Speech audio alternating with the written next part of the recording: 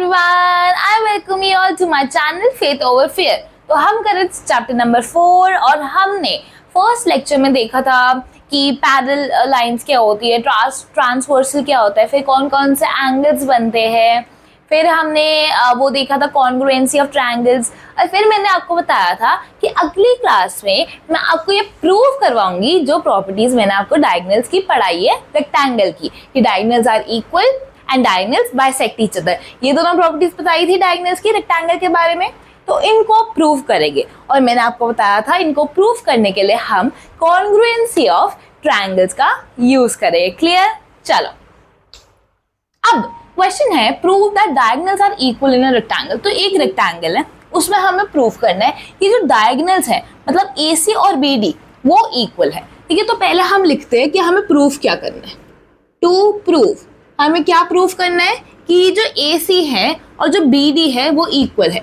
AC equal to BD, ये हमारा objective है, ये हमारा गोल है, हमें इस तक पहुंचना है। ठीक है, और गिवन क्या है, हमें क्या इंफॉर्मेशन गिवन है कि जो ABCD है ना वो एक रेक्टेंगल है, ये हमें गिवन है और तो कुछ गिवन नहीं है। ठीक है, अब हमें प्रूफ करना है, तो चलो हम शुरू करते हैं। तो हमारा प्रूफ कैसे होगा, तो मुझे एक बात बताओ, मैंने आपको बोला ट्रायंगल्स ढूंढने हैं और मुझे AC चाहिए। इसमें ऐसा ट्रायंगल जिसमें AC हो, ऐसा ट्रायंगल तुम्हें दिख रहा है क्या? ये या तो ADC या तो ABC है, लेकिन कोई भी ले लो। चलो मैंने फॉर एग्जांपल ADC ले लिया, ये बेस पर बना हुआ है ना, तो इसको देखने में इजी रहेगा कि एकदम सीधा सीधा है, वो उल्टा है, तो इसलिए मैंने ये वाला ले लिया। ठीक है, और हमें AC को इक्वल करने किसके? BD के। तो BD, ये जो BD है उससे कौन सा ट्रायंगल बन रहा है? ये बन रहा है DBC, दिख रहा है तुम्हें? एक तो ये बन गया मेरा A, यहाँ से अलग अलग बना रहे हो। ठीक है, एक तो बन गया मेरा ADC, और दूसरा क्या बना? BDC, दूसरा बना है मेरा BDC, है ना? ऐसे दो ट्रायंगल्स बने हैं। ठीक है, और अब हमें प्रूव करना है कि ये जो इसका AC है वो BD के इक्वल है। तो अगर ये दोनों ट्रायंगल्स कहीं ना कहीं से मैं कॉन्ग्रुएंट प्रूव कर दूं, तो क्या मैं ये प्रूव कर सकती हूँ कि AC और BD इक्वल है? क्योंकि CPCT से corresponding parts of congruent triangle से मैं इक्वल कर दूंगी कि हाँ ये AC और BD इक्वल है। लेकिन इससे पहले मुझे कॉन्ग्रुएंट करना पड़ेगा। कॉन्ग्रुएंसी के लिए मैंने आपको बताया था क्या क्या रूल्स होते हैं, SSS, SAS, AAS और RHS। तो इन चारों में से मेरे को कुछ ना कुछ लगाना पड़ेगा ताकि ये दो ट्रायंगल्स मेरे कॉन्ग्रुएंट प्रूफ हो गए। ये बहुत छोटा सा है, छोटा सा बना दिया मैंने, लेकिन असली में ये एकदम सेम से ही लग रहे हैं ना। ठीक है, हाँ चलो अब मुझे बताओ कि क्या तुम्हें इक्वल दिख रहा है कुछ यहाँ पे? तो पहले तो मुझे बताओ रेक्टेंगल है, रेक्टेंगल है। अब रेक्टेंगल की मैंने तुम्हें एक प्रॉपर्टी बताई थी कि equal opposite sides are equal. Opposite sides are equal, तो मतलब AB जो है वो CD के बराबर है और जो AD है वो BC के बराबर है। ये समझ आ गया? मैंने ये भी बता दिया लाइंस कैसे लगाते हैं। अगर फिर भी कोई भी कंफ्यूजन है पिछली क्लास जाकर प्लीज देख लो। ओके चलो, अब मैंने बोला कि ठीक है चलो मैं प्रूफ करती हूँ। तो मैंने बोला in triangle ADC and triangle BDC, तो मेरे को ये पता है कि ये जो AD है वो BC के बराबर है। तो पहली चीज तो मैंने इक्वल प्रूफ कर दी कि जो AD है वो BC के बराबर है। और कुछ इक्वल दिख रहा है तुम्हें दोनों ट्रायंगल्स के बीच में? तो मुझे बताओ क्या ये एंगल D, ये जो एंगल D है ADC में वो 90 डिग्री है? क्योंकि सारे angles of the rectangle are 90 degree, ये भी प्रॉपर्टी पढ़ी थी ना हमने। और ये जो BCD में जो एंगल C है वो भी 90 डिग्री है, जो एंगल C है वो भी 90 डिग्री है। तो angle D equals to angle C equals to 90 degree. क्यों? क्योंकि ये एंगल्स ऑफ रेक्टेंगल है, सारे एंगल्स ऑफ रेक्टेंगल 90 डिग्री होते हैं। तो मतलब हमने ये प्रूव कर लिया कि जो AD है वो BC के बराबर है, ये जो एंगल D है वो एंगल C के बराबर है। ठीक है, अब मुझे बताओ ये जो तुम्हें DC दिख रहा है ये बेस, क्या यहाँ पे भी DC है ADC में भी, और क्या यहाँ पे भी DC है BDC में भी? मतलब DC तो दोनों में कॉमन पार्ट है ना। अब जो कॉमन पार्ट है तो वो इक्वली तो होएगा, चाहे वो एडीसी में आए, चाहे वो बीडीसी में आए, या फैलाने में आए या धमकाने में आए, डीसी तो डीसी ही रहेगा। तो डीसी इक्वल टू डीसी, क्योंकि भाई ये तो कॉमन है ना, इसमें तो कोई गुंजाइश ही नहीं है अनइक्वल होने की। ठीक है, तो मुझे बताओ, अब ध्यान से मुझे बताना कि मेरे पास ये साइड इक्वल हो गई, ये साइड इक्वल हो गई, और जो बीच का एंगल है 90 डिग्री, बीच का एंगल इक्वल हो गया, तो मैं क्या कह सकती हूँ, by side angle side, side angle side, side angle side से ट्रायंगल। अब मुझे बताओ लेबलिंग कैसे करें, लेबलिंग कैसे करें। अगर मैंने यहाँ पे लिखा ट्रायंगल एडीसी, ट्रायंगल एडीसी को मैं ऐसे लिखती हूँ, ठीक है, ये ट्रायंगल का साइन बनाती हूँ, पूरा लिखने की जगह ट्रायंगल एडीसी लिखने की जगह मैं ट्रायंगल का साइन बनाती हूँ और एडीसी लिख देती हूँ। ठीक है, तो मैं बोलती हूँ by SAS ADC is congruent to. अब यहाँ पे मैं क्या लिखूं, यहाँ पे क्या मैं बीडीसी लिखूं या बीसीडी लिखूं या सीडीबी लिखूं, क्या लिखूं। तो मुझे एक बात बताओ, एडी जो है, जो एडी है वो बीसी के बराबर था, तो यहाँ पे अगर मैंने बीसी पहले लिख दिया तो ये आएगा बीसीडी। अब बाकी सब भी चेक कर लेना। अब मुझे बताओ एंगल डी एंगल सी के बराबर है, चलो ये दोनों तो कॉरेस्पॉन्डिंग लिखा हुआ है, ठीक है। डीसी डीसी के बराबर है, ये डीसी ये सीडी, सेम ही बात है, डीसी सीडी कुछ भी लिखो कोई फर्क नहीं पड़ता। तो मतलब मैंने लेबलिंग भी ढंग से कर दी है, लेबलिंग के लिए भी पिछला पार्ट चेकआउट कर लेना, उसमें भी समझाया। ठीक है, तो मतलब हमें कॉरेस्पॉन्डिंग पार्ट्स इंश्योर करने पड़ते हैं कि हाँ एडी पहले लिखा है तो फिर बीसी ही लिखा होना चाहिए, एंगल डी की जगह पे सेकंड पोजीशन पे एंगल सी ही होना चाहिए, डीसी की जगह पे डीसी ही होना चाहिए। ठीक है, डीसी और सीडी सेम ही बात है, डीसी लेबल करो या सीडी लेबल करो, साइड तो वही रहेगी ना। तो बाय एसएस ये हो गए कॉन्ग्रुएंट।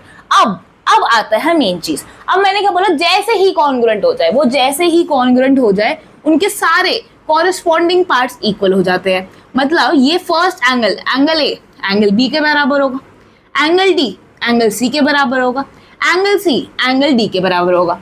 तो पहले तो ये कॉरेस्पॉन्डिंग पार्ट्स इक्वल हो गए, कॉरेस्पॉन्डिंग एंगल्स इक्वल हो गए, और कॉरेस्पॉन्डिंग साइड्स भी, जैसे एडी जो है वो बीसी के बराबर होगा, ये तो हमने ऑलरेडी प्रूव करा था। जो डीसी है वो भी डीसी के बराबर होगा, ये भी कर चुके थे।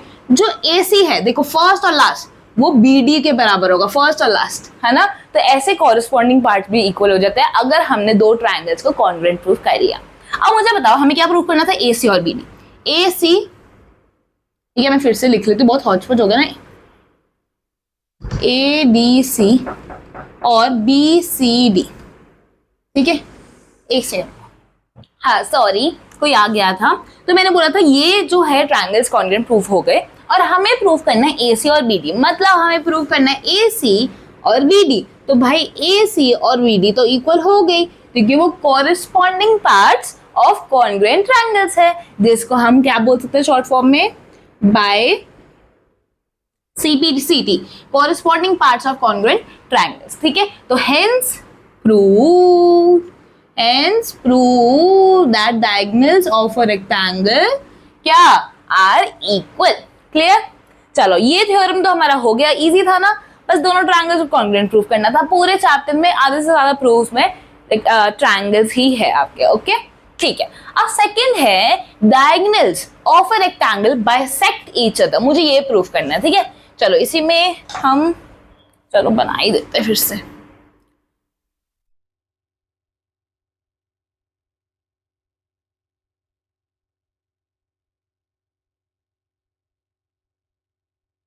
अब मुझे प्रूफ करना है, सुन साहिबा सुन की धुन, prove that diagonals bisect. Bisect का मतलब क्या होता है, दो इक्वल पार्ट्स में डिवाइड करते हैं। Prove that diagonals bisect each other, okay, in rectangle. Clear हो गया, ये हमारा नया क्वेश्चन बन गया। चलो अब हमें क्या प्रूफ करना है कि जैसे ये रेक्टेंगल है,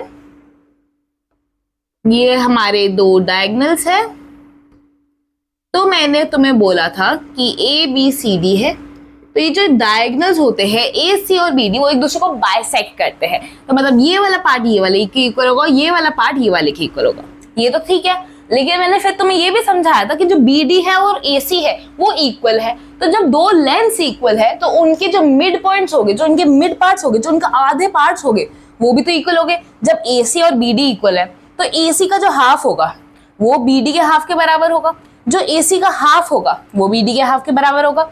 नहीं भी समझ आया तो पहला पार्ट चेकआउट करो, उसमें एग्जाम्पल के साथ समझाया था। तो मतलब एक्चुअली में सारी चारों की चारों लेंथ इक्वल होती है, ठीक है। लेकिन हमें अभी ये प्रूव करना है, तो हम ये नहीं मानकर चलेंगे, हमें यही तो प्रूव करना है कि diagonals bisect each other. Clear है? तो टू प्रूव, क्या प्रूव करना है कि जो BD है वो बाइसेक्ट करता है AC को, तो मतलब AO इक्वल टू OC। और हमें ये भी प्रूव करना है कि जो AC है वो BD को बाइसेक्ट करता है, तो मतलब BO इक्वल टू OD। ये दोनों चीजें हमें प्रूव करनी है ताकि हम ये प्रूव कर सकें, ठीक है। गिवन क्या है?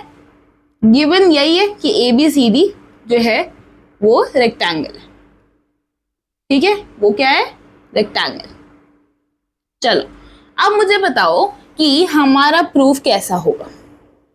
हमारा प्रूफ कैसा होगा, आगे नहीं बोल रही चलो, अब डायगोनल्स जो है वो बाइसेक्ट कर रहे हैं, मतलब हमें एक ऐसा ट्रायंगल चाहिए जिसमें AO OC BO OD के कुछ ना कुछ पार्ट्स आ रहे हो ताकि हम इसको इक्वल कर लें। तो मुझे बताओ जिसमें B हो OD भी हो, AO भी हो, OC भी हो, ऐसे दो ट्रायंगल्स कौन से? तो ध्यान से देखो, BO और ये OC, ये दोनों कवर हो रहे हैं एक ट्रायंगल में। ये वाले ट्रायंगल में, कौन से वाले ट्रायंगल में? ये वाले OBC में।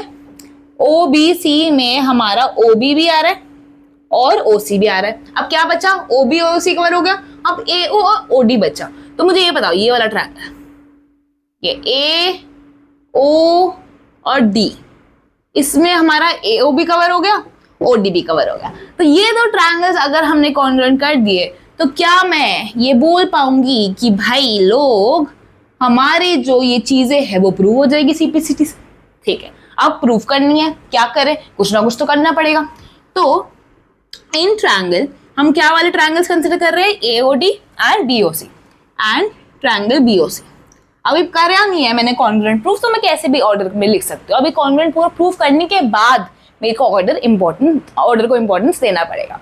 चलो अब मुझे बताओ, opposite sides of a rectangle are equal, तो AD BC के बराबर होगा।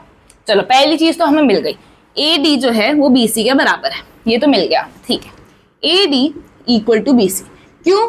क्योंकि वो अपोजिट साइड्स है ऑफ रेक्टेंगल जो कि इक्वल होती है। क्लियर हो गया? ब्रैकेट में रीजन लिख देना, ओके।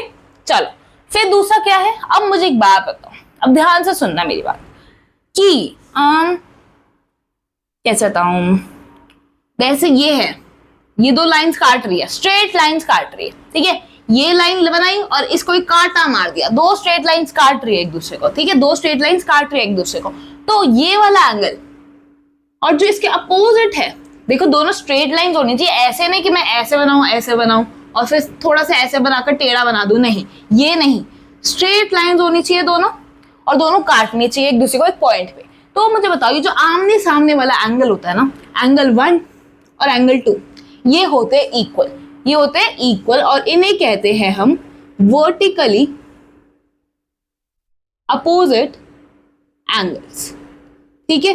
तो एंगल 1 एंगल 2 के बराबर है। सिमिलरली ये वाला एंगल और ये वाला एंगल, जैसे एंगल 3 और एंगल 4, ये भी वर्टिकली अपोजिट ही तो है, क्योंकि आमने सामने है, दो लाइंस काट रही है, आमने सामने वाले एंगल्स वर्टिकली अपोजिट होते हैं और वर्टिकली अपोजिट एंगल्स इक्वल होते हैं। तो मुझे बताओ, BD लाइन है, AC लाइन है, दोनों स्ट्रेट लाइंस है, तो अगर स्ट्रेट लाइंस एक दूसरे को काटती है तो आमने सामने वाले एंगल, ये वाला एंगल, ये वाला एंगल, ये वाला एंगल, ये वाला एंगल, ये सारे इक्वल हो गए। ये वाला एंगल इसके इक्वल होगा, ये वाला एंगल इसके इक्वल होगा। लेकिन अभी हम ये दो ट्रायंगल्स की बात कर रहे हैं, तो हम ये दोनों एंगल्स की बात करते हैं। चलो, तो एंगल 1 जो है वो एंगल 2 के बराबर होगा, क्यों? वर्टिकली अपोजिट एंगल, तो angle 1 equal to angle 2, vertically opposite angles. पूरा लिखना मैं VOI लिख रही थी। चलो, तो मतलब मैंने कर दिया कि एंगल एक्चुअली में एंगल 1 के एंगल AOD ये इक्वल था, ठीक है, और BOC के इक्वल है, BOC के इक्वल है, तो मतलब एंगल 1 एंगल 2 के बराबर भी हमने प्रूव कर दिया। अब बताओ, अब तुम फंस गए, अब क्या करो? अब मुझे कुछ ना कुछ और चाहिए, क्योंकि SSS, SAS, AS, RHS बनाने के लिए कुछ ना कुछ तो मेरे को करना पड़ेगा। या तो मेरे को एक और तुम्हारी साइड इक्वल करनी पड़ेगी, लेकिन साइड इक्वल करने से तो कुछ बनेगा नहीं। तो अगर मैं ये साइड इक्वल कर दूं, ये वाली साइड इक्वल कर लूं सपोज करो, तब भी मेरे को इंक्लूडेड एंगल चाहिए, इंक्लूडेड एंगल तो मिलेगा नहीं। ये साइड इक्वल कर दूं इसके, तब भी मुझे इंक्लूडेड एंगल चाहिए। Angle two angle one include तो हो ही नहीं सकता, क्योंकि इसके इतनी दूर इसके सामने वाली साइड इक्वल है। छोड़ो ये सब छोड़ो, अब हमें कुछ और नया तरीका करना पड़ेगा। अब मुझे बताओ, पहले मैं दो तरीके से समझाऊंगी तुम्हें कि एंगल इक्वल कैसे कर सकते हैं। चलो पहले हम करते हैं लेबल। सपोज करो ये वाला एंगल दिख रहा है एंगल 3 के बराबर है, ये वाला एंगल 4 के बराबर है, और ये वाला एंगल 5 के बराबर है। ठीक है, ये समझ आ गया। चलो अब क्या करेंगे, हम ये डब्बा बना लेते हैं यहाँ पे। ठीक है, तो एंगल 3 और एंगल 4, एंगल 3 और एंगल 4 मिलकर क्या बना रहे हैं, एंगल ए। एंगल 3 और एंगल 4 मिलकर क्या बना रहे हैं, एंगल ए। और एंगल ए क्या है, 90 degree. Angles of a rectangle, angle A क्या है, हमारा वर्टेक्स पे तो आ रहा है, तो ये 90 डिग्री होगा। तो एक्चुअली मैं कह सकती हूँ कि एंगल 3 प्लस एंगल 4 जो कि एंगल ए बना रहा था, वो क्या है, 90 डिग्री ही तो है। ठीक है, ये समझ आ गया, क्लियर। अब मुझे बताओ, ये जो ट्रायंगल तुम्हें दिख रहा है ए बी सी, ये ट्रायंगल दिख रहा है, in triangle A B C दिख रहा है, in triangle A B C कौन कौन से 3 एंगल्स है ट्रायंगल के पास, A B C, A B C. ठीक है, ये जो ऊपर वाला ट्रायंगल है इसमें तो एंगल 4 आ रहा है, देख रहे हो, ये वाला ट्रायंगल। ठीक है, ब्लू से बना लेते हैं, ये वाला ट्रायंगल। ठीक है, इसमें एक एंगल 4 आ रहा है, ये वाला एंगल, एक एंगल 5 आ रहा है, एक एंगल 4 आ रहा है, एक एंगल 5 आ रहा है, और एक 90 डिग्री वाला एंगल भी आ रहा है, एक 90 डिग्री वाला एंगल भी आ रहा है। ये ट्रायंगल बन गया। अब मुझे बताओ, तुमने ये प्रॉपर्टी पढ़ी हुई है, एंगल्स ऑफ अ ट्रायंगल। ठीक है, कि अगर हम सम लेंगे, हम कोई भी ट्रायंगल ले लें, उनके एंगल्स का सम करें तो वो हमेशा 180 डिग्री आता है। तो मतलब एंगल 4 प्लस एंगल 5 प्लस ये जो 90 डिग्री का एंगल है, उन सब का सम 180 डिग्री होगा। कोई भी ट्रायंगल का सारे एंगल्स ले लो, तीनों एंगल्स ले लो, उनका सम कर दो, वो हमेशा 180 डिग्री आएगा। इसे कहते हैं हम एंगल सम प्रॉपर्टी। क्लियर हो गया, एंगल सम प्रॉपर्टी। अब ये 90 डिग्री अगर उधर जाएगा तो angle 4 plus angle 5 is equal to 180 degree minus 90 degree होगा। तो ये आ जाएगा angle 4 plus angle 5 equal to 90 degree. यहाँ पे लिख लेती हूँ angle 4 plus angle 5 equal to 90 degree. Clear हो गया, ये दो चीजें हमें मिल गई। अब हमें ये दो चीजें मिल गई, अब मुझे बताओ एंगल 3 एंगल 4 90 डिग्री के बराबर है, एंगल 4 एंगल 5 90 डिग्री बराबर है, तो हम इन दोनों को इक्वल कर सकते हैं। मतलब एंगल 3 प्लस एंगल 4 एक्चुअली में 90 डिग्री के बराबर है, और 90 डिग्री के बराबर एंगल 4 प्लस एंगल 5 भी है, तो ये दोनों आपस में भी इक्वल हो गए ना। ठीक है, अगर ये 90 डिग्री के बराबर है, ये 90 डिग्री के बराबर है, तो ये दोनों भी तो 90 डिग्री इक्वल ही होएंगे ना। ठीक है, तो अब मुझे पता एंगल 4 दोनों सेम है, तो ये दोनों कट जाते हैं और मेरे पास आ जाएगा angle 3 equals to angle 5। Angle 3 equals to angle 5, angle 3 equals to angle 5। Angle 3 क्या था, OAD, angle OAD, angle OAD, तो ये था हमारा एंगल 3, और एंगल 5 के इक्वल हो गया, वो क्या था, OCB, जो कि इस ट्रायंगल के यहाँ पे इक्वल था। अब मेरे को बताओ एंगल 3 इक्वल टू एंगल 5 भी हो गया। ठीक है, एंगल 3 और एंगल 5 भी इक्वल हो गया, तो मुझे बताओ कि क्या अब ये दो ट्रायंगल्स कॉन्ग्रुएंट हुए कि नहीं है। Angle side. अब कोई बोलेगा मैम ये कैसे इक्वल हो सकते हैं, साइड इंक्लूडेड तो है ही नहीं, यहाँ पे। तो भाई ध्यान से देखो, मैंने तुम्हें समझाया था SAS में इंक्लूड होना चाहिए एंगल को, AS में दो एंगल्स इक्वल होनी चाहिए और साइड इक्वल होनी चाहिए। मैटर ही नहीं करता, फर्क ही नहीं पड़ता, साइड इंक्लूडेड हो, दूर हो, कहीं पे भी हो, वी डोंट केयर। बस दो एंगल एक साइड मिल गई, दो एंगल एक साइड मिल गई, AAS लगा दो। क्या लगा दो, AAS। By AAS triangle AOD, फिर से नाम देखो ध्यान से करो, AD के सामने BC आना चाहिए, ये जो फर्स्ट और लास्ट है उस पे B और C आना चाहिए। ठीक है, और O बीच में लगा देते हैं। तो अब बाकी सब भी चेक करना पड़ेगा, ऐसे नहीं। अब क्या इक्वल था, BOC एंगल 2 एंगल 1 के बराबर था, BOC और AOD इक्वल था, BOC AOD इक्वल है। ठीक है, और भी चेक कर लो, ओ सी बी और हमारा ओ ए डी इक्वल था, ओ सी बी है ना, यही था ना, ओ सी बी और O A D, O C B O A D. गलत हो गया, तभी बोलती हूँ हर चीज चेक कर लो। ये देखो देखो ऐसे नाम कर ले जब भी कंफ्यूजन हो। एंगल 3 एंगल 5 करवा रहा था और एंगल 5 यहाँ पे है ओ सी बी, सी बीच में आएगा तो सी पे एंगल बन रहा है, और किसके इक्वल था ये, ओ ए डी।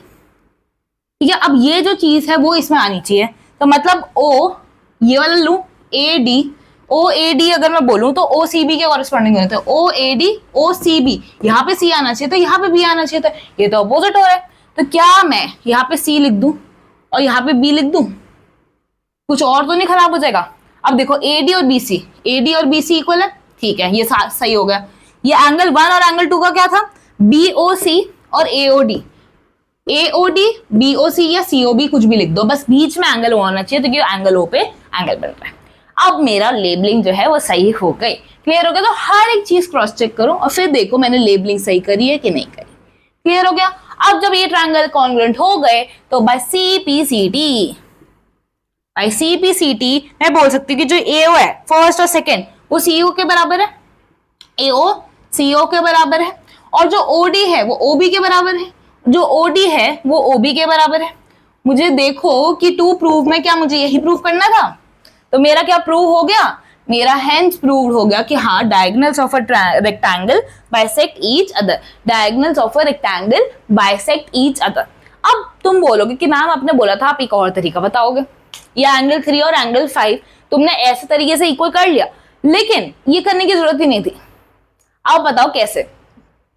मैंने तुम्हें स्टार्टिंग ऑफ द चैप्टर में मतलब कल की क्लास में पढ़ाया था कि भाई जो अपोजिट साइड्स होते हैं रेक्टेंगल के वो होते हैं पैरेलल, और फिर मैंने तुम्हें बताया था पैरेलल लाइन की कुछ प्रॉपर्टीज और उनके एंगल्स। तो मैं सेम रेक्टेंगल बना रही हूं ताकि ज्यादा हौश हौश ना हो, और तुम्हारे पास ये डायगोनल था, सपोज करो एक ही डायगोनल बना रही हूं मैं, ओहो ये डायगोनल था तुम्हारे पास, ठीक है। तो मुझे बताओ कि ये जो लाइन थी ए डी और ये जो लाइन थी बी सी वो है हमारी पैरेलल लाइंस, अपोजिट साइड जो है पैरेलल होती है, ठीक है। और अगर मैं बोलूं ए सी जो है इन दो पैरेलल लाइंस को काट रही, मैंने क्या बोला था, अगर दो पैरेलल लाइंस को कोई लाइन काटती है तो वो हो जाती है ट्रांसवर्सल, तो ए सी जो है वो ट्रांसवर्सल है, ठीक है। अब एंगल 3 और एंगल 5 को भी लेबल कर देते हैं, एंगल 3 इधर था और एंगल 5 इधर था। तो मुझे ध्यान से देखो, ये था हमारा ए डी, ये है हमारा बी सी, और ये लाइन काट रही थी इसको, ठीक है, ये लाइन काट रही थी इसको, ठीक है। तो मैं ऐसे मत समझो, इसी में समझ लो, ठीक है, ये लाइन काट रही है। अब मुझे बताओ पैरेलल लाइंस ट्रांसवर्सल अंदर की तरफ अपोजिट साइड ऑफ ट्रांसवर्सल पे, ये वाले एंगल्स जो अंदर की तरफ तो होते हैं लेकिन अपोजिट साइड पे होते हैं ट्रांसवर्सल के, एक लेफ्ट हैंड साइड पे होता है एक राइट हैंड साइड पे होता है, तो उसको क्या बोलते हैं, ऑल्टरनेट इंटीरियर एंगल्स।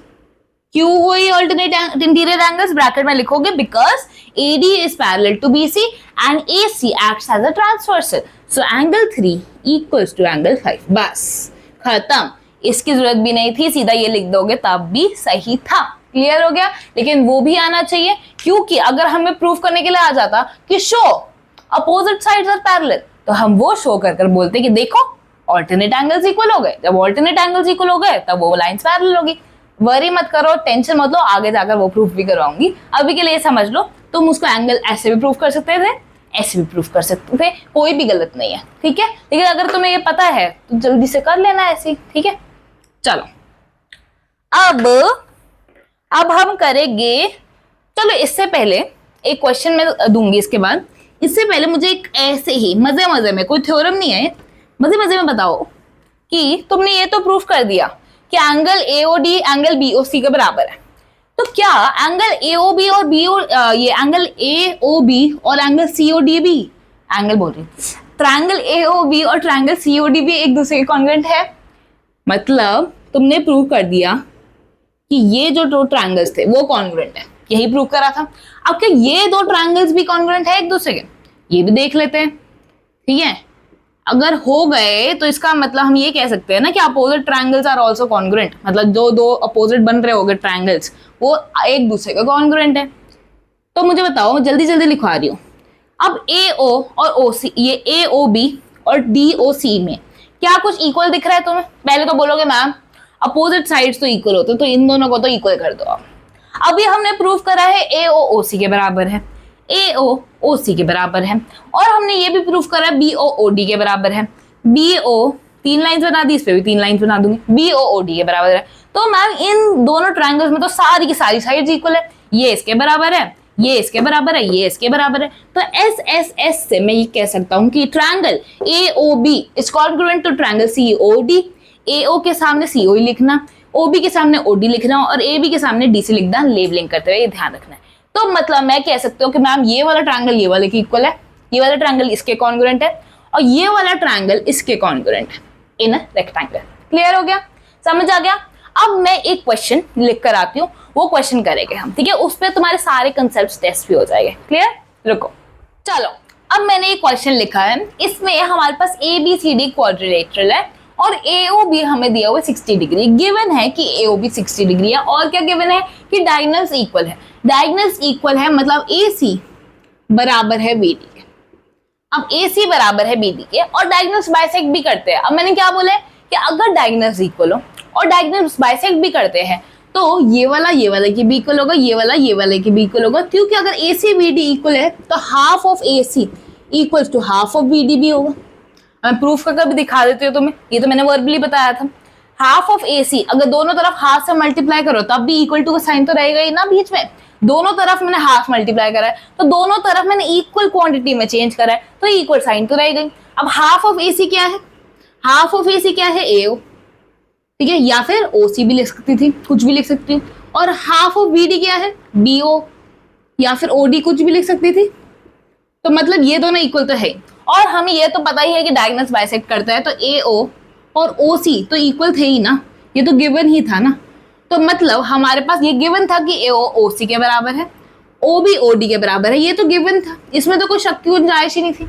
हमने फिर बोला कि AC BD के इक्वल भी है, ये भी गिवन है, और half of AC half of BD equal है। तो जब हाफ ऑफ AC करा तो AO मिल गया, ये भी रहने दो, हाफ ऑफ AC मिला तो AO मिल गया, हाफ ऑफ BD करा तो BO मिल गया, तो ये दोनों भी इक्वल है। अब मुझे बताओ AO OC के बराबर है इक्वल टू AO BO के भी बराबर है, तो यहाँ पे BO भी लिख सकती हूँ मैं, और BO OD के बराबर भी है, BO OD के बराबर। तो ये जो चारों चीजें हैं वो इक्वल है, ये जो चारों चीजें हैं वो इक्वल है। क्लियर हो गया? अब जब चारों चीजें इक्वल है तो हम ये कह सकते हैं कि भाई जब भी डायगोनल इक्वल हो और जब भी डायगोनल बाइसेक्ट करो तो ये चारों पार्ट्स एक दूसरे के इक्वल है। प्रूव भी कर सकते हो तुम ऐसे, ठीक है, ज्यादा अच्छा रहेगा। ऐसे प्रूफ लिख देना और फिर लिख देना हेंस दीज और 4 लेंथ्स आर इक्वल। क्लियर? चलो अब आगे बढ़ते हैं। अब क्या बोला है? फाइंड रिमेनिंग एंगल्स, मतलब रिमेनिंग एंगल्स। तो मैं बोलूं कौन से रिमेनिंग एंगल्स? भाई ना कुछ स्पेसिफाई नहीं करा भाई, जितने भी तुम्हें एंगल्स दिख रहे हैं सारे निकाल दो, ये सारे, ठीक है। अब ये ध्यान रखना, मैं रेक्टेंगल पढ़ा रही हूँ, इसका मतलब ये नहीं है रेक्टेंगल दिया हुआ है। अभी तक हमें कुछ भी नहीं पता, कुछ भी हो सकता है। देखते क्या है, तो पहले एंगल्स निकालेंगे। अब मुझे बताओ, एंगल्स निकालने से पहले 2 कंसेप्ट में आपको पढ़ाऊंगी। अगर मैं ये लूं स्ट्रेट लाइन, मैंने अगर लिया स्ट्रेट लाइन, ठीक है, तो ये एंगल क्या होता है? स्ट्रेट लाइन एंगल 180 डिग्री होता है, पढ़ रखा है। ये 0 डिग्री अगर यहाँ से ऐसे निकालते हैं तो ये 30 डिग्री होगा, ये 40 डिग्री होगा, 50 डिग्री होगा, फिर ये अगर 90 डिग्री होगा, फिर 100 सपोज 110 120, और अगर स्ट्रेट हो जाता तो 180 डिग्री हो जाता। ऐसी हमारा D भी होता है, ऐसा देखा होगा। तो जब स्ट्रेट लाइन होती है तो 180 डिग्री होता है। अब मुझे बताओ, ये स्ट्रेट लाइन थी, अगर मैंने इसको 2 पार्ट्स में ऐसे डिवाइड कर दिया और यहाँ पे मैंने बोला कि ठीक है ये एंगल A है और ये एंगल B है, तो तुम क्या बोल सकते हो कि angle A plus angle B 180 degree है, क्योंकि एक्चुअली में तो ये तो स्ट्रेट लाइन ही है ना, तो ये तो 180 डिग्री होगा। अगर आपने 2 पार्ट्स में डिवाइड भी कर दिया A और B में, तब भी एंगल A और एंगल B मिलकर तो 180 डिग्री ही बनाएंगे। और ऐसे एंगल्स को हम बोलते हैं लीनियर पेयर। क्या बोलते हैं? लीनियर पेयर, क्योंकि वो स्ट्रेट लाइन पर है और उनका एंगल का सम जो है वो 180 डिग्री है, तो angle A angle be linear pair होता है। फर्स्ट थिंग मैंने आपको पढ़ा दी। सेकेंड थिंग बहुत इंपॉर्टेंट चीज है, जैसे ये ट्रायंगल है, ठीक है, अब ये है ए बी सी, क्लियर हो गया। और अब ए बी सी ट्रायंगल है, अब ये एक आइसोसेलेस ट्रायंगल है। आइसोसेलेस ट्रायंगल का मतलब क्या होता है? आइसोसेलेस ट्रायंगल, आइसोसेलेस ट्रायंगल का मतलब होता है कि कोई भी दो साइड्स इक्वल है। सपोज करो ए बी और ए सी मैंने इक्वल कर दी, तो ये आइसोसेलेस ट्रायंगल बन जाएगा। ये मेरा आइसोसेलेस ट्रायंगल है क्योंकि दो साइड्स इक्वल है। अब इसमें एक प्रॉपर्टी होती है, क्या प्रॉपर्टी होती है? कोई भी ट्रायंगल जिसके भी दो साइड्स इक्वल हो गए तो उसके अपोजिट एंगल्स भी इक्वल हो गए। मतलब क्या बोल रहे हो मैम? तो भाई ए सी है, उसके अपोजिट कौन सा एंगल है? ए सी के अपोजिट कौन सा एंगल है? Angle B. ए सी के अपोजिट एंगल बी है, ठीक है। और A B, A C A B के बराबर था, तो ए सी के अपोजिट एंगल बी है। एंगल ये जो A B side length A B है उसके अपोजिट क्या है? Angle C. तो भाई अगर ए सी और ए बी इक्वल है तो उनके अपोजिट वाला एंगल एंगल बी, उनके अपोजिट वाला एंगल एंगल सी भी इक्वल होगा। तो मतलब एंगल बी हमेशा एंगल सी के बराबर होगा अगर आइसोसेलेस ट्रायंगल है। अब अगर मैं ये वाला ट्रायंगल लूं जिसमें ये और ये साइड इक्वल है, आइसोसेलेस तो है, लेकिन अब ये मत कर देना कि ये और ये एंगल इक्वल है। नहीं नहीं नहीं नहीं नहीं, अगर ये दोनों साइड्स इक्वल है तो इसके अपोजिट वाला एंगल ये, इसके अपोजिट वाला एंगल ये दोनों इक्वल होगा। इक्वल साइड के अपोजिट वाला एंगल इक्वल होगा। क्लियर हो गया? तो ये आइसोसेलेस ट्रायंगल की प्रॉपर्टी होगी। अब इन दो प्रॉपर्टी यूज कर हम निकालेंगे इनके सारे एंगल्स। क्लियर? चलो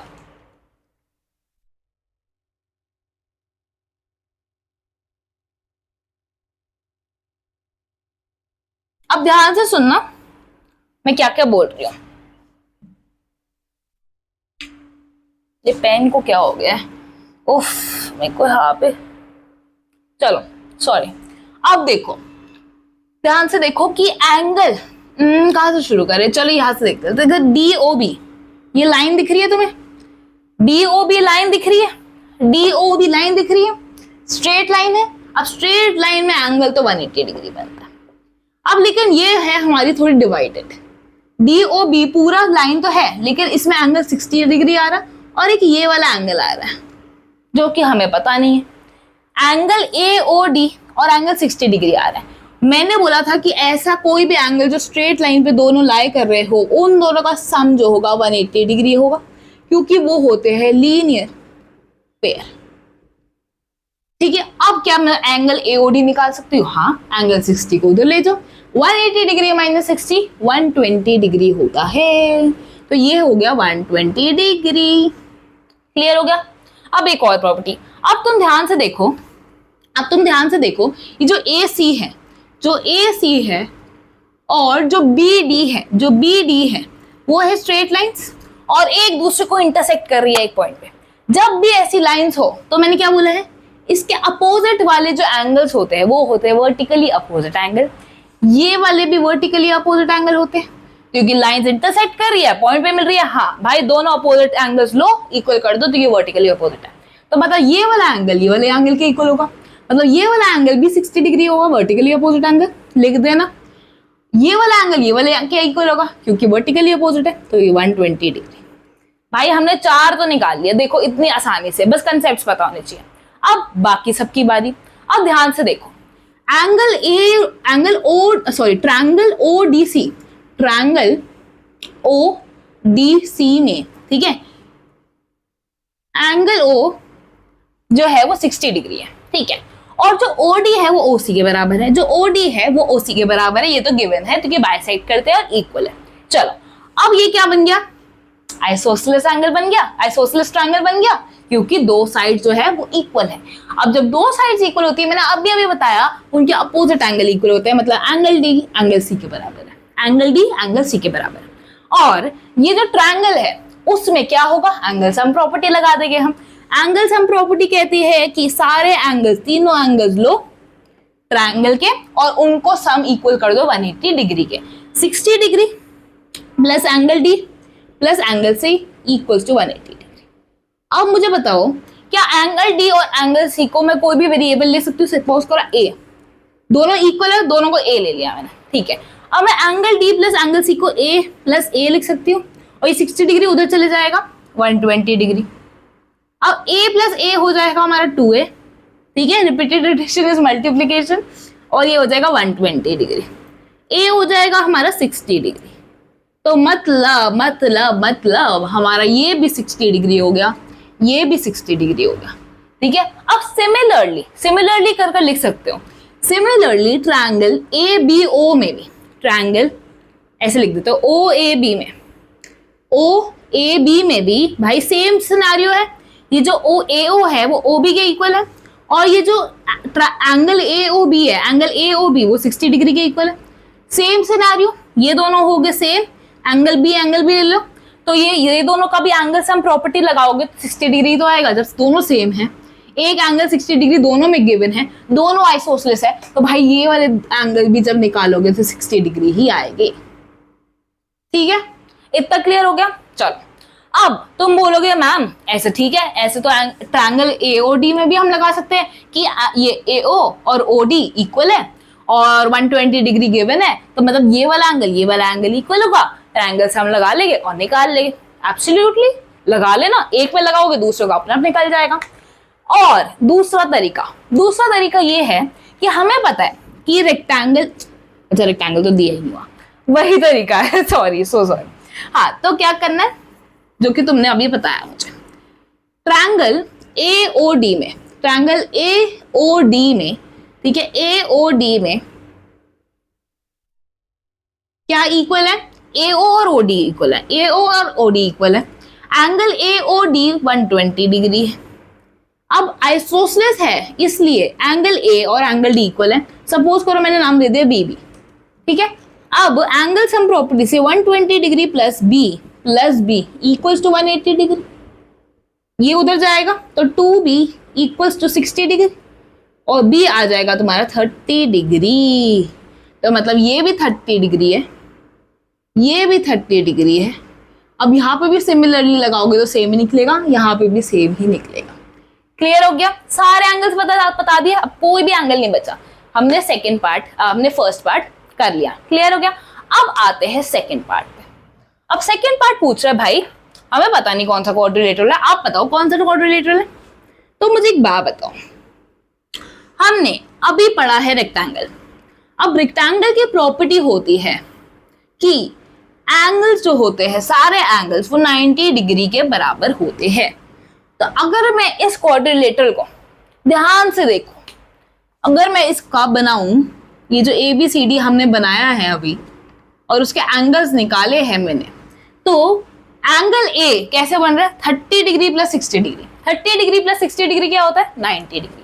एंगल A 90 डिग्री है, एंगल B क्या है? 30 degree plus 60 degree, angle B भी 90 डिग्री है। एंगल D क्या है? 30 degree plus 60 degree, angle D भी 90 डिग्री है। एंगल C क्या है? 30 डिग्री प्लस 60 डिग्री, 90 डिग्री। तो ऐसा क्वाड्रिलेटरल जिसमें डायगोनल्स इक्वल है, डायगोनल्स बाइसेक्ट भी कर रहे हैं और एंगल्स 90 डिग्री भी है, ऐसा क्वाड्रिलेटरल अभी हमने पढ़ा है। क्या है वो? रेक्टेंगल। तो मतलब वैसे तो तुम आगे पढ़ोगे कि कोई भी क्वाड्रिलेटरल लो मैं, और उस क्वाड्रिलेटरल में अगर सारे एंगल्स 90 डिग्री है तो वो रेक्टेंगल ही होगा, और कुछ दिया हो नहीं दिया हो इट डजंट मैटर, एंगल सारे 90 डिग्री है, हमें पता चल जाएगा वो रेक्टेंगल है। क्लियर हो गया? अगर तुम्हें कुछ और भी कंफ्यूजन है कि मैम मैंने ये सब तो कर दिया, आप मुझे प्रूफ करके दिखा सकते हो कि इनके अपोजिट साइड्स भी इक्वल है, हमने ये भी तो पढ़ा था रेक्टेंगल में, अगर ये रेक्टेंगल है तो इनके अपोजिट साइड्स भी इक्वल होनी चाहिए। तो भाई तुम ये भी प्रूफ कर सकते हो। कैसे प्रूफ करोगे? ट्रायंगल्स कॉन्ग्रुएंट कर कैसे करोगे? देखो, अगर मैंने ये डायग्राम बनाया, ये मैंने डायगोनल बनाया, ठीक है, ये O पे मीट कर रहे थे और ये सारी इक्वल थी, ये तो हमें गिवन थी। अब मैं बोलूं कि ये ट्रायंगल AOB और ट्रायंगल DOC को अगर मैंने कॉन्ग्रुएंट प्रूफ कर दिया तो मैं ये कह सकता हूं कि AB और DC के बराबर है CPCT से। अगर मैं in triangle ABO and triangle COD ये दोनों मैंने कर दिया, ठीक है, दोनों ट्रायंगल्स लिए, और मेरे को पता है कि भाई AO OC के बराबर है, OB OD के बराबर है। वैसे तो सारे ही इक्वल है, लेकिन हम दो ट्रायंगल्स अगर ले रहे हैं तो इसका एक पार्ट उठाया, इसका एक पार्ट उठाया, इसका एक पार्ट उठाया, इसका एक पार्ट उठाया, एंड ये वाला एंगल ये वाले एंगल के इक्वल है। क्यों? ये दोनों एंगल क्यों इक्वल है? बताओ बताओ, कमेंट सेक्शन में आंसर लिखो, पॉज करो वीडियो, ठीक है। अगर लिख लिया तो ये दोनों एंगल्स है वर्टिकली अपोजिट एंगल्स, ये वाले एंगल है वर्टिकली अपोजिट एंगल। तो एंगल 1 एंगल 2 के बराबर भी है, एंगल 1 एंगल 2 के बराबर भी है। अब मुझे बताओ SAS, S included angle S, SAS से ये दोनों होगा ट्रायंगल्स कॉन्ग्रुएंट। कौन से? ट्रायंगल AOB, ठीक है। ट्रायंगल AOB किस AO के साइड में क्या लिखना है? OC, ठीक है। तो is congruent to triangle COD। AO और CO इक्वल है, OB और OD इक्वल है, और एंगल AOB एंगल COD के बराबर है, COD, ठीक है। परफेक्ट लेबल कर लिया हमने, SAS से इक्वल हो गया, और CBCD से AB और CD इक्वल हो गया, AB और CD इक्वल हो गया। अब AB और CD इक्वल हो गया तो भाई अपोजिट साइड इक्वल हो गए। अब तुम बोलोगे मैम इन दोनों साइड का क्या? तो भाई सेम चीज, ये वाला ट्रायंगल लो, ये वाला ट्रायंगल लो, ये वाली साइड इसके बराबर है, ये वाली साइड इसके बराबर है, ये दोनों एंगल्स जो है वर्टिकली अपोजिट है। SAS लगाओ, SAS लगाते ही AD और BC भी इक्वल हो जाएंगे। ये आपका होमवर्क है, क्लियर हो गया। तो वैसे तो एंगल 90 डिग्री आने के बाद ही हम कह सकते थे इट इज अ रेक्टेंगल, लेकिन क्योंकि मैंने आपको और अच्छे से प्रूफ करना था, मैंने उसके अपोजिट साइड्स भी इक्वल कर दी। क्लियर हो गया। चलो अब आते हैं लास्ट पार्ट पर। क्या कह रहा है लास्ट पार्ट? उसने कहा है कि अभी तो भाई तुमने एंगल लिया था 60 डिग्री, बीच में एंगल 60 डिग्री गिवन था। अगर मैं इसको कोई और एंगल कर दूं, अगर मैं कोई और एंगल कर दूं, मैं कोई भी ऐसा लूं ABCD, ठीक है, और मैं तुम्हें बोलूं कि यहाँ पे कोई भी एंगल ले सकते हो, तो कुछ फिक्स है ही नहीं। अब जब कोई भी की बात चल रही होती है, जब कुछ फिक्स्ड वैल्यू होती ही नहीं है, तो हम एक वेरिएबल ले लेते हैं x। सपोज करो एंगल x है, तो बोल रहा है अब क्या कोई फिक्स पर्टिकुलर क्वाड्रिलेटरल बनेगा या फिर कुछ भी बन सकता है डिपेंडिंग ऑन द एंगल, ठीक है। मतलब ये पूछ रहा है अभी तो रेक्टेंगल बना था, क्या अगर हम एंगल चेंज कर देंगे तो क्या तब भी रेक्टेंगल बनेगा? आओ देख लेते हैं कैसे देखेंगे। सेम तरीका, एकदम सेम तरीका लगाएंगे। 60 डिग्री की जगह जब हमने पहले निकाला था, हम क्या कर रहे थे? हमने पहले लीनियर पेयर निकाला था। हमने बोला था DOB एक स्ट्रेट लाइन है, एंगल 60 प्लस 120 डिग्री जो होगा 180 डिग्री होगा, तो हमने 120 डिग्री का वैल्यू निकाल लिया था। तो अब मुझे बताओ ये वाला जो एंगल है, ये वाला जो एंगल है एंगल AOD, वो भी एंगल x प्लस होगा तो 180 डिग्री होगा। Angle x plus angle AOD linear pair है तो 180 डिग्री बनाएंगे। अब एंगल AOD क्या होगा? 180 डिग्री माइनस x, तो यहाँ पे लिख दिया मैंने 180 डिग्री माइनस x। फिर क्या करा था? फिर हमने बोला था कि ये दोनों वर्टिकली अपोजिट है तो इक्वल हो गए, ये दोनों वर्टिकली अपोजिट है तो इक्वल है, ये दोनों वर्टिकली अपोजिट है तो इक्वल है, ये दोनों वर्टिकली अपोजिट है तो इक्वल है, 180 डिग्री माइनस x। यहाँ तक सेम हो गया।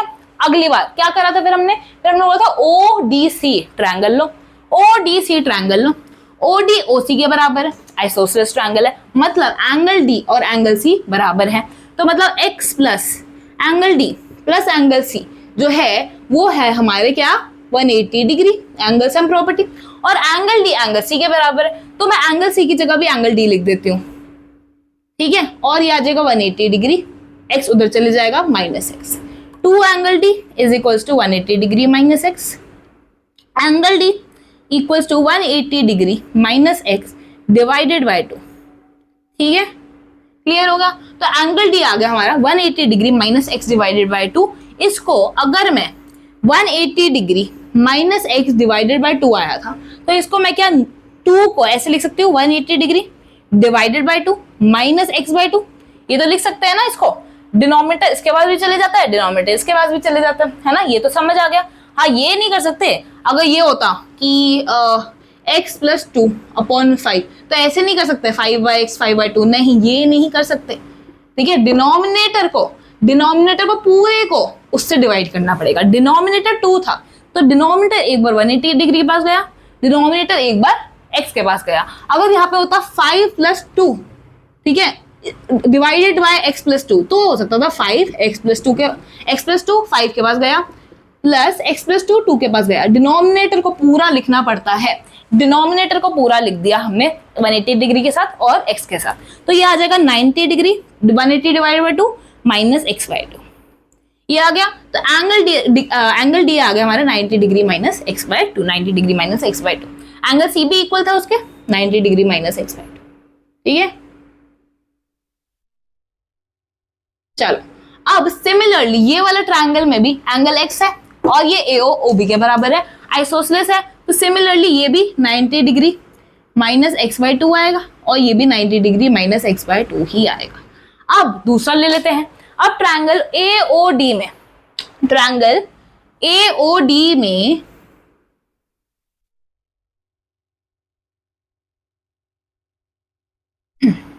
हाँ, ट्रायंगल AOD में AO OD के बराबर है, तो मतलब ये वाला एंगल ये वाले एंगल के इक्वल होगा, ठीक है। तो 180 डिग्री माइनस x ये वाला प्लस एंगल A ये वाला प्लस एंगल D ये वाला, ये है एक ट्रायंगल के 3 एंगल्स, ये हो गए इक्वल टू, इनका सम क्या होगा 180 डिग्री एंगल सम प्रॉपर्टी से।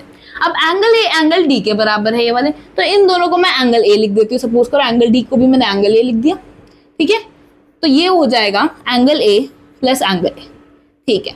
अब ये जाएगा, ये वाला चीज इधर जाएगा, तो क्या होगा 180 डिग्री माइनस 180 डिग्री और ये हो जाएगा प्लस x, उधर जाकर ये कट जाएगा, तो 2a is equal to x, तो angle A equal to x by 2, angle A x by 2 आ गया, एंगल A x बाई 2 आ गया, ठीक है। एंगल B भी सिमिलरली x बाई 2 आएगा, एंगल C भी ये वाला x बाई 2 ही आएगा, ठीक है। यहाँ पे एंगल A एंगल D मत लिखना, क्योंकि एंगल A से हमें ये नहीं पता चलता ये वाले एंगल की बात कर रहे हो, ये वाले एंगल की बात कर रहे हो, या पूरे एंगल की बात कर रहे हो। तो हमेशा, मैंने तो शॉर्टकट में लिख दिया, हमेशा OAD लिखा करो, या फिर एंगल 1 एंगल 2 पहले लेबल कर लो। तो यहाँ पे तुम्हें लिखना है OAD और एंगल D की जगह लिखना है ODA, ठीक है, ODA, ठीक है। तो पूरा पूरा लेबल करना, ठीक है। चलो अब हमें बताना है कि ये कौन सा क्वाड्रिलेटरल है, तो मुझे बताओ, अब ध्यान से देखो कि ये जो मैंने बनाया है क्वाड्रिलेटरल ABCD बनाया है मैंने, ठीक है। और अब तुम्हें पता चल गया, चलो ये बनाने की भी क्या जरूरत है, छोड़ो इसको। अब तुम बताओ एंगल A किसके बराबर है। एंगल A दो एंगल से बन रहा है, x बाई 2 और 90 degree minus x by 2, x by 2 plus 90 degree minus x by 2 करूंगी तो एंगल A मिल जाएगा मुझे। अब ये तो कट गया, क्या बचा 90 डिग्री, तो एंगल A 90 डिग्री आ गया। सिमिलरली B भी 90 degree minus x by 2 plus x by 2, 90 degree minus x by 2 plus x by 2, x by 2 cut जाएगा, ये भी 90 डिग्री आ जाएगा।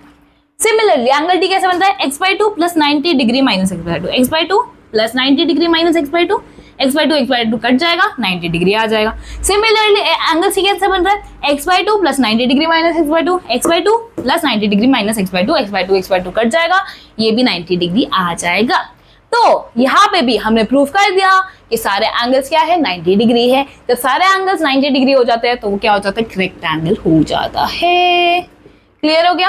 अब इन क्वेश्चंस को करने के बाद क्या तुम्हें ये समझ आ गया कि अगर मैंने दिया हुआ है डायगोनल्स इक्वल है और डायगोनल्स बाइसेक्ट करते हैं, अगर डायगोनल्स इक्वल भी है और अगर डायगोनल्स बाइसेक्ट भी कर रहे हैं तो मेरे को कोई फर्क नहीं पड़ता कि वो डायगोनल्स किस एंगल पे मीट करे, ऐसे मीट करे, ऐसे मीट करे, ठीक है, ऐसे मीट करे, कुछ भी कर सकते हैं, as long as they are equal and they bisect each other, वो हमेशा एक रेक्टेंगल ही बनेगा।